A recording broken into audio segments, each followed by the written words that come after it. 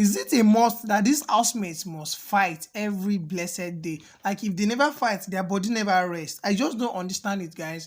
Good evening and welcome back to my channel. My name is Uncle Stu. Guys, I am boiling. I'm not happy at all. All along, all through today, everything that had been going on very, very fine. But things just took a rapid turn right now. Lucy and Kiddwaya and the whole house are in disarray. They are currently fighting right now as I'm talking to you, and they are not having it at all. It is crazy. The housemates are debating on how they are going to do their task, and everything just went haywire.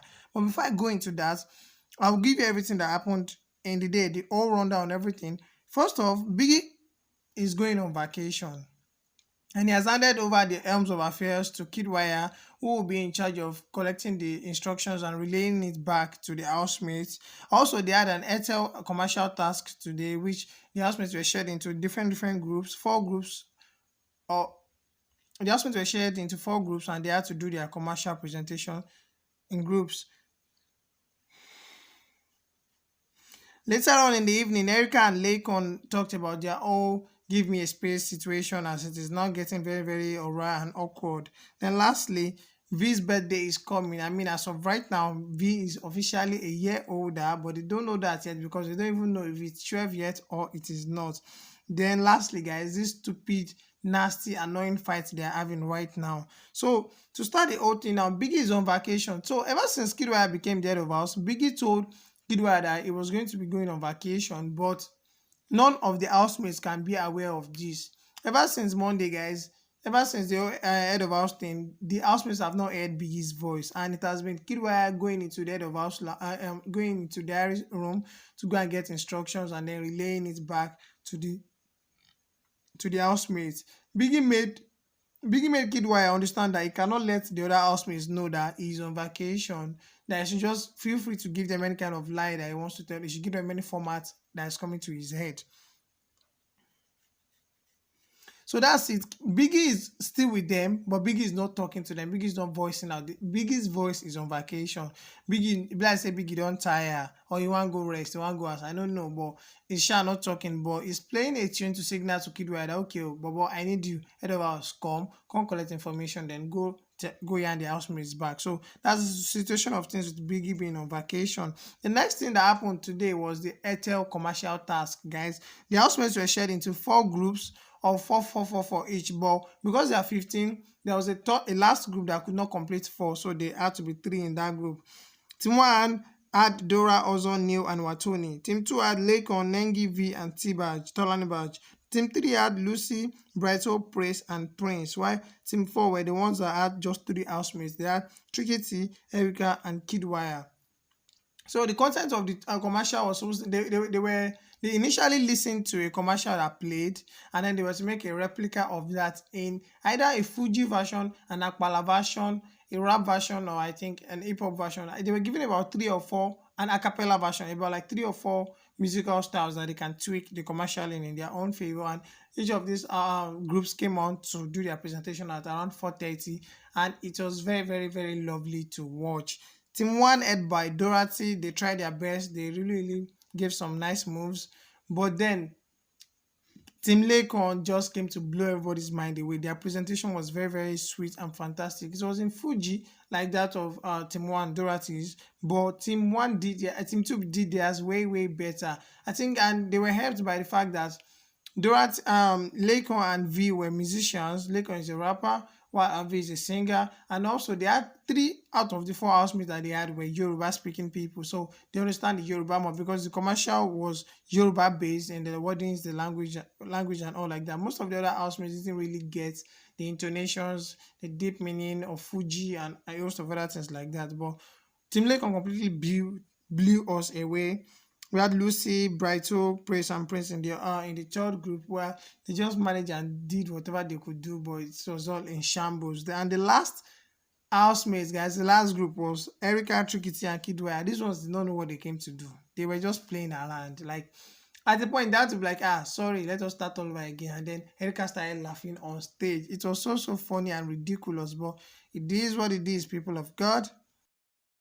So the housemates had already been told initially that they should know that the money that will be earned from this task will not be going to their pocket. It was going to be going to charity. So Although some of them were not so really pleased with this, especially Neil. It was like, charity, but sha, they know they had to do it. And to God, to be fair, all of them put in 100% of their effort. Like they did try, although some of them maybe 90 or 80, but they took it serious. It's not like they, since they heard that it was going to charity, they did not do anything. They actually did it very well. But I think the preparation period for most of them was not enough.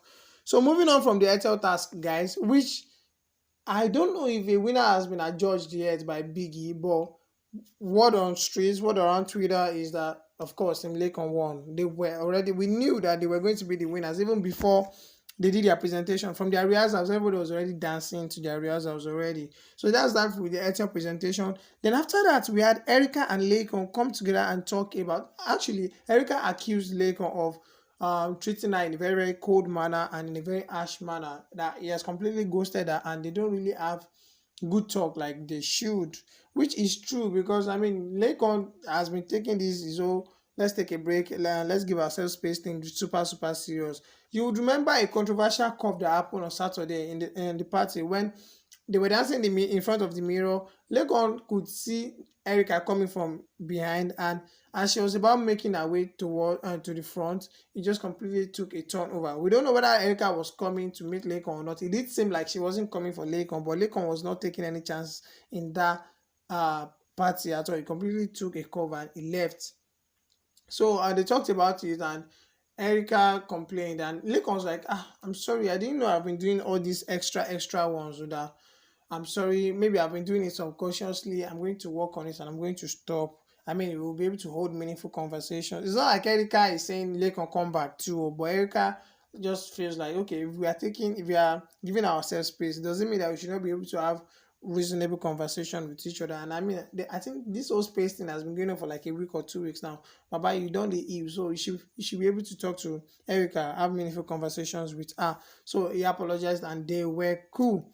And so, guys, now that largely those are the main highlights from yesterday.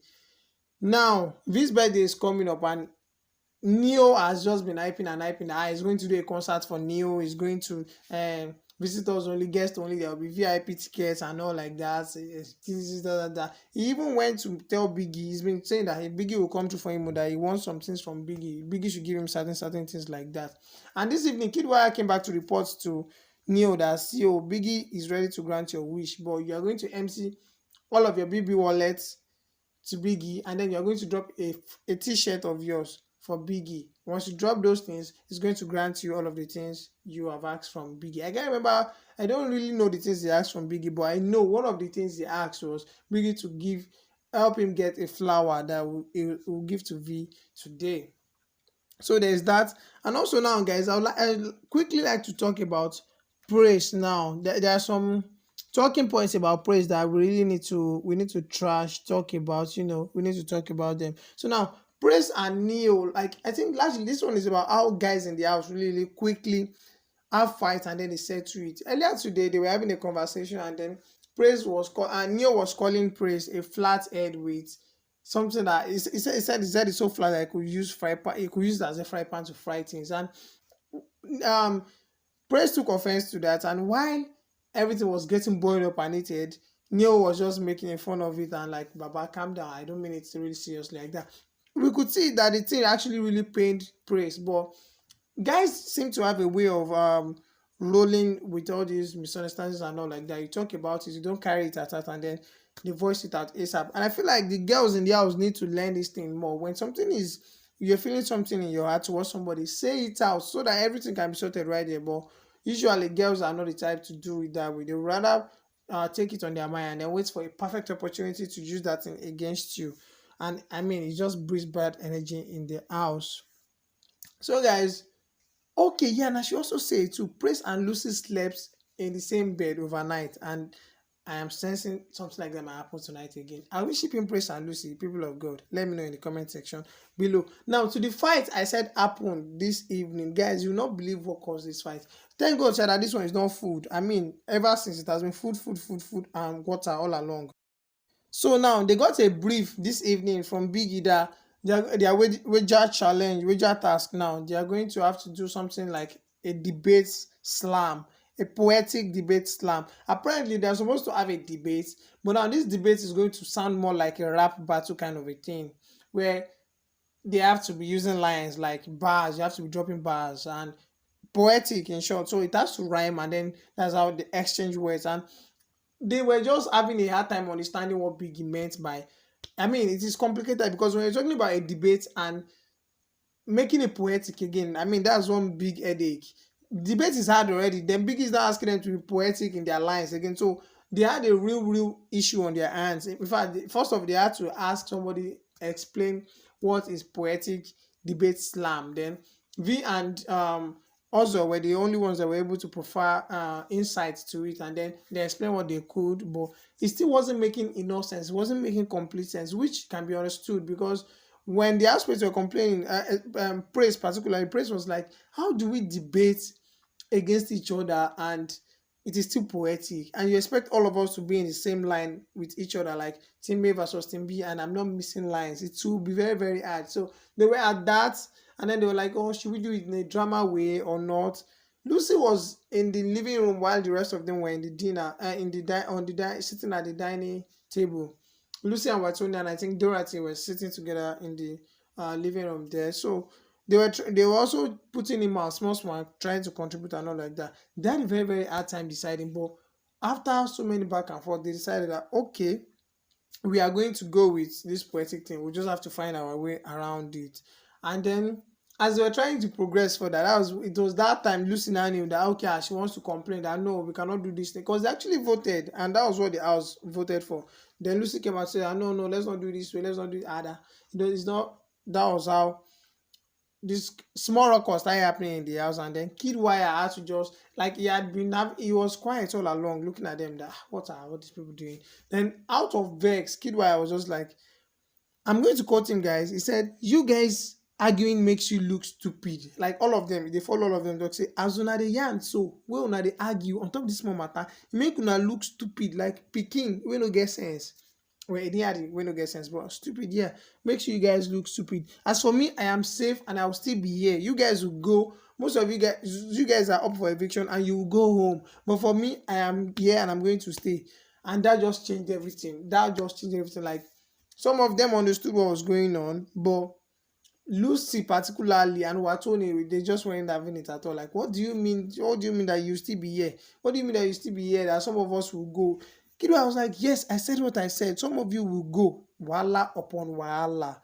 Then Lucy was vexing. Kiddo, I was just like, what's making this one vex? I said what I said. I understand what I am saying. They were tossing and battling. It was very crazy, guys. Lucy completely flared up, but to the extent that Lucy was saying that, you see this wager, we are going to lose it. In fact, we don't need to win the wager again. Let us lose it. If you don't lose this wager, make I know it go cause am. I was like, hey, calm down now. Small matter now. You don't even say, you must lose wager. Ever since they entered that house, this is week 5. They've only won wager once. Their weekly wager once. They should be striving to get on Biggie's side, not trying to cause all this wahala. But like once wahala burst, like nobody cares about the general interest again. It's all about you. You save yourself, and you want to defend yourself. So Lucy was just not having it at all. And guys, the fights they give me headache. But thank God, most of the hospitals are still cool-headed. They try to talk to Kiddwaya and say, guy, that's the way you talk. You don't make brain at all. It no make sense at all. You guys try apologize to them. Lucy, Wathoni, and Dorothy, you must apologize to them, but hold up, no be tonight you go apologize to them at all. Say everybody they boiled right now, the 3 of them, nobody want listen to you. Say Wathoni no even want see you. Massive shout out to Praise, massive shout out to Ozo and the rest of the house, Tricky T and the rest of us like that. They were there to try and do damage control. That Kiddwaya don't go messian already, but we just try cover this thing, may overblow, may go overboard. So they were the ones that were keeping the peace in the house. Okay, tomorrow morning you're going to either call everybody together and apologize to them, or go and meet them in their respective rooms, in their beds, and explain that you're sorry or I know like that. So that's it, guys. If you're not subscribed to my channel, please hit the subscribe button and tap on the notification bell button. Do have a lovely day. Bye.